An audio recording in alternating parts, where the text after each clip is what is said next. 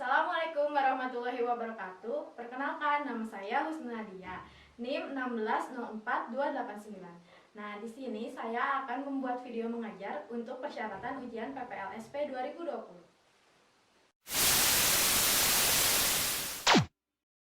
Assalamualaikum warahmatullahi wabarakatuh. Halo anak-anak, bagaimana kabarnya hari ini? Semoga kalian dalam keadaan sehat semua ya. Nah, sebelum belajar sama ibu, yuk kita baca basmalah bersama-sama agar ilmunya dapat bermanfaat. Bismillahirrohmanirrohim. Nah, kali ini kita akan belajar tema 7 mengenai peristiwa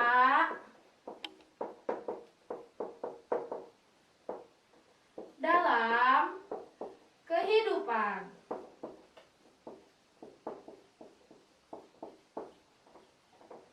Subtema 3 dan pembelajaran 5.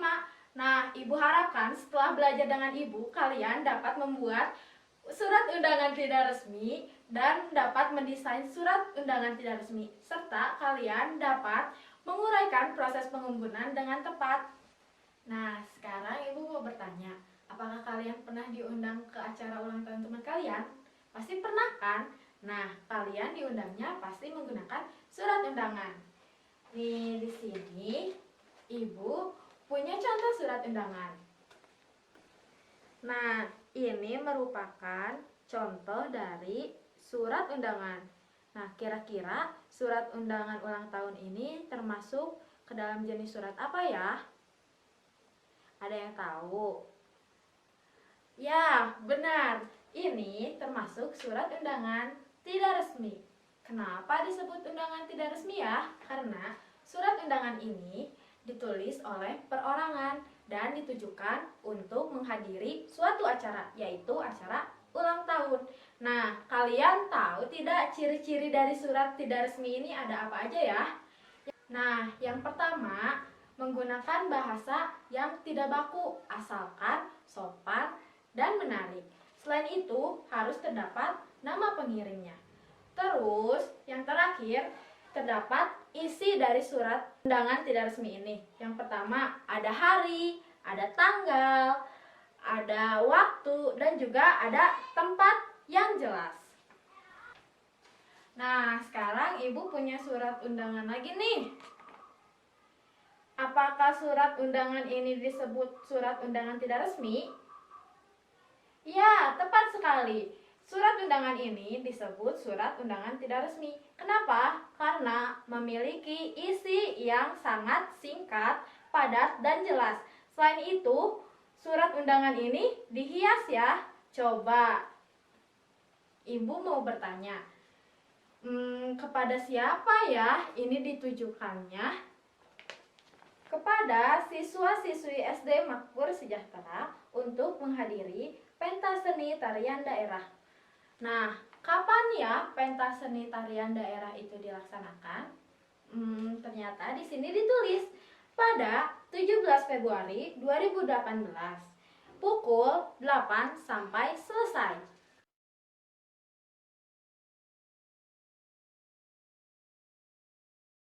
Perhatikan lagi, ada gambar apa saja ya pada hiasan surat undangan ini? Ada yang tahu? Nah, terdapat batik Megamendung. Coba batik Megamendung dari daerah mana ya? Ya, tepat sekali, dari daerah Cirebon. Nah, selain itu ada yang berbentuk seperti naga ya. Coba ada yang tahu ini tuh apa ya? Nah, ini merupakan kereta kencana Paksi Naga Liman. Nah, ini biasanya digunakan di perayaan hari-hari besar. Ternyata kereta kencana ini berasal dari Cirebon juga. Wah, ternyata budaya khas dari daerah masing-masing dapat digunakan sebagai hiasan di surat undangan tidak resmi. Nah, selain untuk mempercantik dan membuat surat undangan ini menarik, menggunakan hiasan daerah merupakan salah satu sikap cinta budaya dan pelestarian budaya. Nah, kalian meskipun belajar di rumah, jangan lupa untuk selalu minum. Nah, di sini Ibu punya minuman. Siapa yang tahu minuman ini termasuk wujud benda apa ya? Ya, benar sekali. Air ini merupakan wujud benda cair. Nah, ternyata di dalam air ini ada es batunya.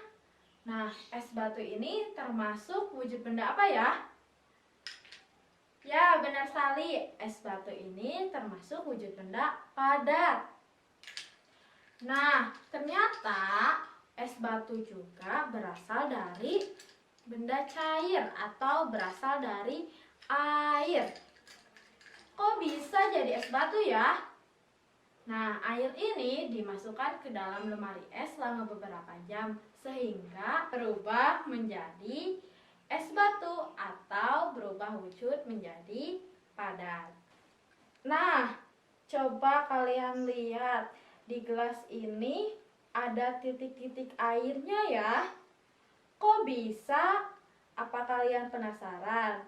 Yuk kita melakukan percobaan sederhana bersama Ibu. Nah, pertama-tama kita siapkan dulu alat dan bahannya. Yang pertama, ada es batu. Lalu, ada gelas kosong. Selain itu, ada tisu dan handphone untuk stopwatch. Nah, pertama-tama kita masukkan dulu es batu ke dalam gelas.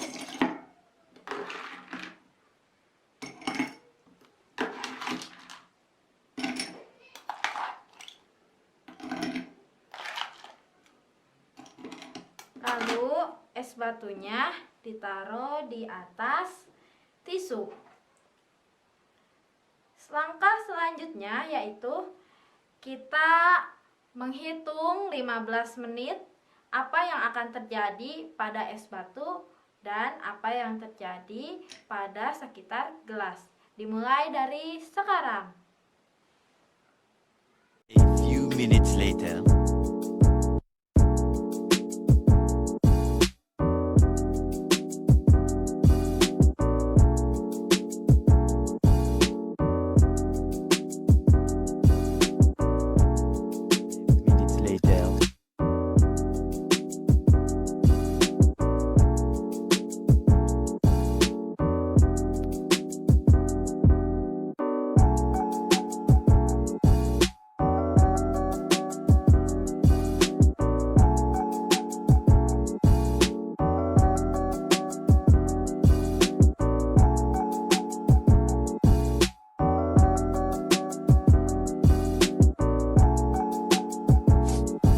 Minutes later.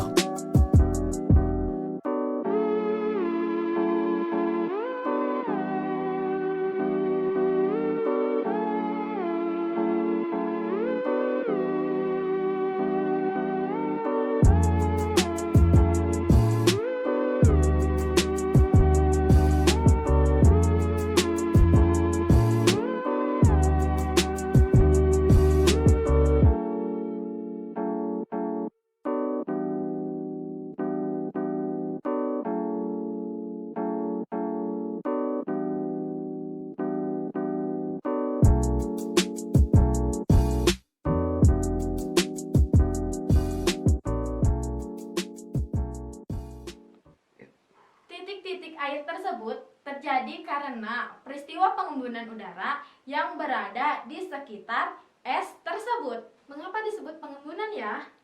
Nah, udara mengalami pengembunan karena udara di sekeliling gelas ini melepaskan kalor atau panas kepada es yang ada di dalam gelas ini. Hal tersebut terjadi karena udara di sekeliling gelas ini lebih panas atau lebih tinggi dibandingkan dengan suhu yang ada pada es. Nah, coba peristiwa pengembunan lain yang kalian tahu apa aja? Ya, pada pagi hari di daun-daunan selalu ada titik-titik air ya. Selain itu, apalagi coba? kaca di rumah selalu ada titik-titik air juga ya? Itu kenapa ya? Ya, terjadi pengembunan. Nah, dari mana ya asalnya titik-titik air tersebut? Nah, titik-titik air tersebut berasal dari uap air yang mengembun menjadi titik-titik air, maka disebut dengan pengembunan. Nah, coba kita sudah belajar apa tadi? Ya, yang pertama kita sudah belajar mengenai surat undangan tidak resmi, di mana ada isinya yaitu ada hari, ada tanggal, ada waktu, dan ada tempat yang jelas, serta ada hiasan-hiasan dari daerah asalnya. Nah, selanjutnya kita belajar mengenai apa tadi?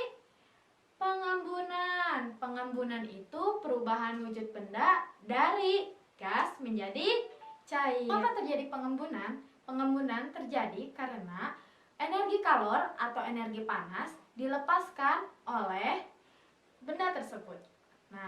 Nah, tadi kita sudah belajar mengenai surat undangan tidak resmi yang dihias dengan budaya daerah masing-masing. Nah, kalian juga di rumah membuat ya surat undangan tidak resmi ini dibantu oleh orang tua kalian.